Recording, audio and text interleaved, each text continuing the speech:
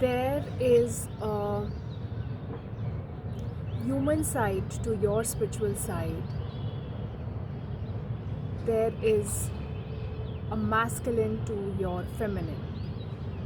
So I so much wanted to talk around this topic in this video. So yeah, you know, one half of you is human, and sometimes we do forget that, while carrying forward our spiritual journey, while carrying forward our journey.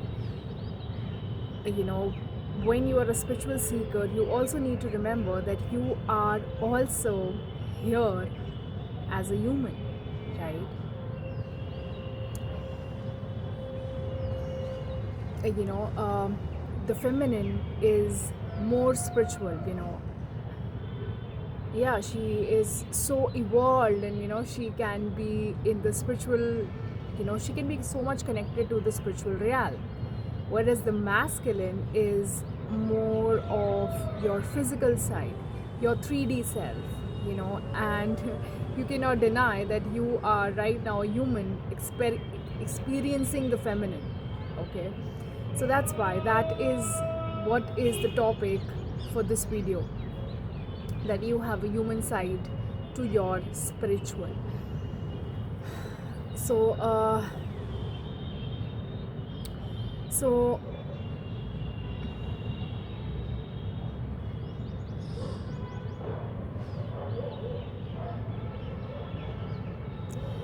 the more spiritual you are, the more um, you are somebody, the more feminine you are. You know how feminine is, she is, you know how do you experience a feminine? So feminine is, she is very deep. Okay, she is very, very deep.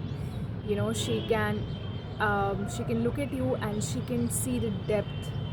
Okay, she can look at life, she can look at trees, she can look at anything, and she can see so much depth. you know so but we cannot deny, the practical living. Okay, we cannot deny the practical living on earth, right? And that is exactly what has happened. We are right now more into a survival, more into, the company's demand, more. uh, yeah, we are working for, like, from Monday to Saturdays. Imagine, we have one day left. you know uh, we have one day left, that is Sundays. We are working 6 days a week. It There is no time for feminine. There is no time, for you to evolve. All your life goes in survival. Okay, and and and it has been a very intentional, you know it has been very intentional to vanish out the feminine, to vanish out the creative, to vanish out you connecting to the higher realm. Okay, it is very intentional. And then they also, so they made so they also try to make the feminine, they also try to make the feminine into the masculine. you know so we had a very successful and stable family systems, where in the Asian Bharat system, you won't find everyone is working. Okay, there are certain members in the family are working, and women usually are not working. And she is more of feminine, she's more of creative, she is more of, she is, the life of the house. And then we have, on the other hand, there are certain men, or there are certain people, who are working, and who are taking care of the survival. But nowadays, in the modern societies, what do we see? uh, you know both the couple, both the, uh, yeah, people are not really working as a team. nowadays. There is less of cooperation. you know we are working as individuals somehow. Both of them are earning, right, individually.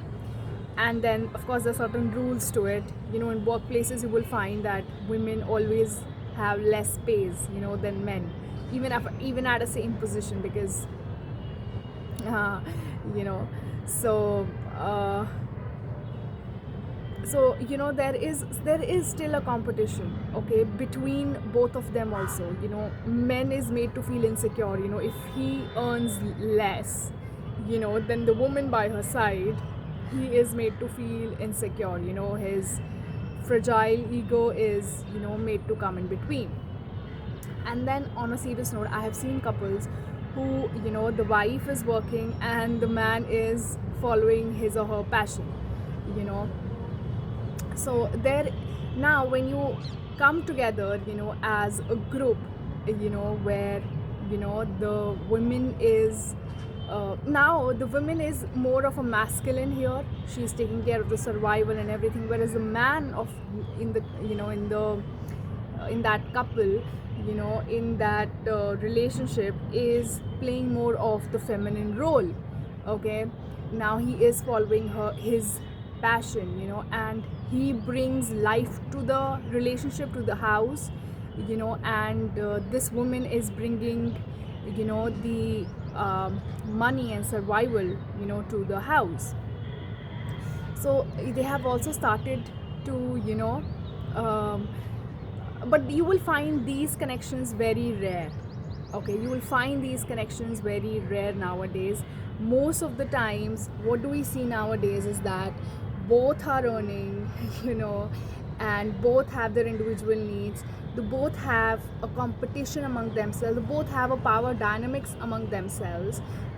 And people are in a family superficially and yet not in a family, because they feel a kind of a power dynamics. They both are playing the same role. What is the meaning of collaboration? What is the meaning of family if both are playing the same role? If both are playing the masculine, if both are and yeah you know and of course exceptions can be there, and yeah at least one of them should play the feminine, should bring a person full of passion, a person full of something of their own. It's a great asset to the house. But for some reason we have given so much importance to the money. So that's what I'm trying to even say here. When you are coming into a team, when you're coming into a family, when you're coming into a collaboration, it's so important that you both are different, rather than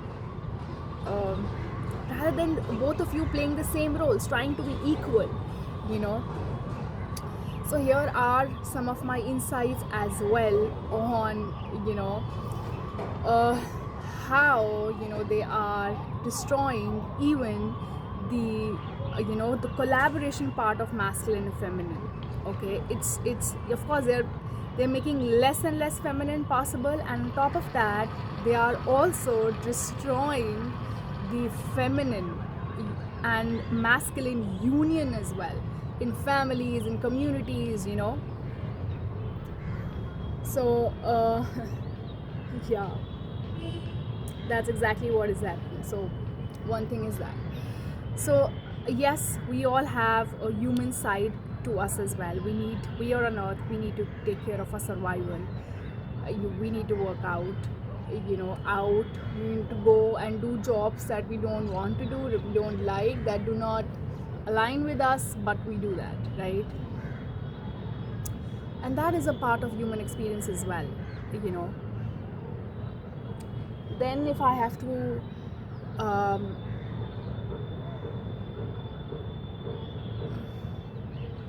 yeah, one thing is that the second thing I really wanted to talk around is that your human side in connections as well. For a whole lot of time the feminine Feminine is a very evolved being in itself. Okay, so she sees through everything, she understands more, she's more evolved, she's more mature. you know and what happens, when there are immature people around a mature person? What happens? Of course they try to exploit her. The very first thing that happens is they all try to exploit her. Her energy is very nourishing. A feminine carries a very nourishing energy. you give her you give her one thing, she's gonna double and give it to you. Okay, she is like that. Feminine is very much like that. She is very nourishing.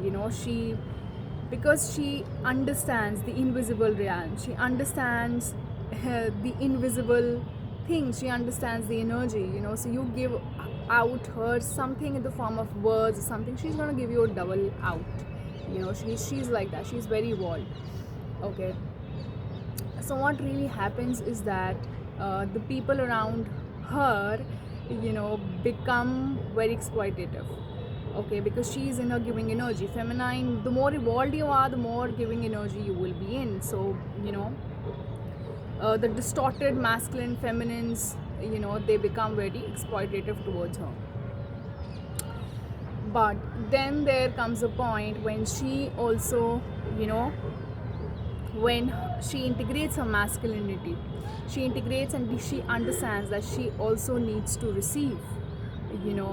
Because when she will, she is so much in a giving energy, but when she's, there comes a point where she understands that, where a spiritual realization hits her, and then her masculine wakes up and she starts to, that spiritual realization hits, and she starts to integrate her masculinity, and she understands that if her giving is so powerful, how powerful is she going to be when she is in symbiosis, where there is a reciprocation as well happening. There is a giving and taking, there is a receiving and taking.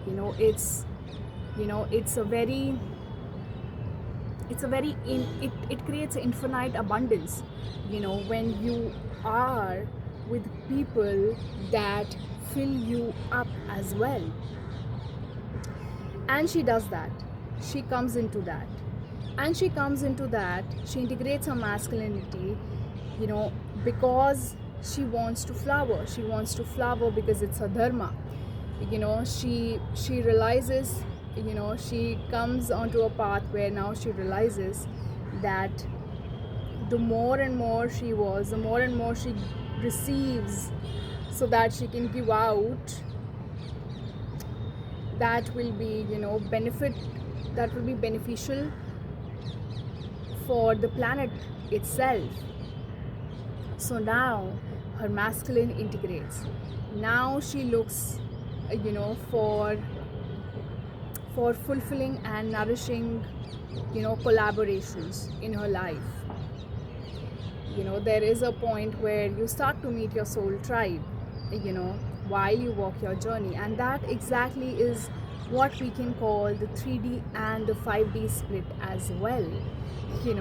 Where now you come to realize that you have to follow your dharma, you have to follow your path, and for that you have to receive, to give out, because just being in the giving mode is going to exhaust you. I also shared one of this example in one of my Instagram posts, that let's say there are two trees, together, and one tree in its ego says, no, I don't want to receive the water, you give it to the other tree. He says to the gardener. So gardener gives water to the second tree, his share he gives, and the share of the other tree who refuses to take the water, he gives double, to the tree beside him. Okay, and he gives none to the first tree. And likewise, it goes on, goes on. After some time, you'll find that both the trees die down, because one dies off the, you know, one dies down because of the uh, uh, deficiency of water, and one dies down because it has gotten more than it could ever receive. So that is exactly what an ego does to us. You know, we are all here to play the universal, you know, let universe decide. You know, if you right now, if you are somebody who has to give, or right now if you're somebody who has to receive, you know, so you surrender to the universe, you know, and universe decides if you are to receive or you are to give, you know. And when you are into giving mode, you are the medium of the universe, and when you are the receiving mode, others are the medium of you receiving, you know. And it creates an infinite energy, you know, when you receive, because when a feminine receives, it gives double fold, it gives tenfold, and of course then she gets again, and then she creates tenfold again, and it's an infinite energy that she creates, infinite abundance that she creates. So so yeah, exactly, that's what I really wanted to come here and talk about, you know, that you also have to embrace the human side of you. And the human side of, though your spiritual side is of giving, but the human side is of receiving as well. You know, you cannot just keep giving it off, you should also receive it, you know. And let others, allow universe, you know, to be a medium of you receiving it as well. Yeah.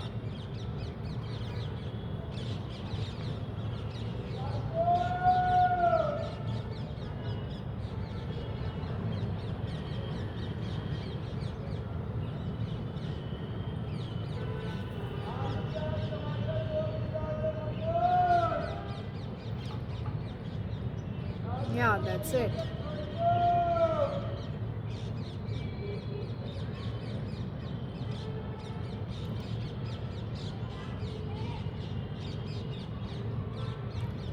As spiritual seekers, you know, you need to realize that you are more than, you know, your own ego, your own thinking, you know. And you are nobody to decide whether you want to be nourished by that water or not. Let the gardener decide, let the universe decide, you know. Let it, you know, sometimes that self-sacrificial nature of feminine, you know, is, she becomes imbalanced. She needs that, you know, a balanced masculinity. She needs boundaries. She needs to understand that, you know, she's not God, you know. She cannot keep on giving, she also needs to receive, you know. And a very distorted feminine, if you see, and there are many distorted feminine, you know, you will find. We have Indian, you know, Indian women characters in movies and serials, if you see, they are very, very distorted feminine, you know. She's shown as a self-sacrificial persona, you know, and she's always in that giving mode. She's very imbalanced, you know.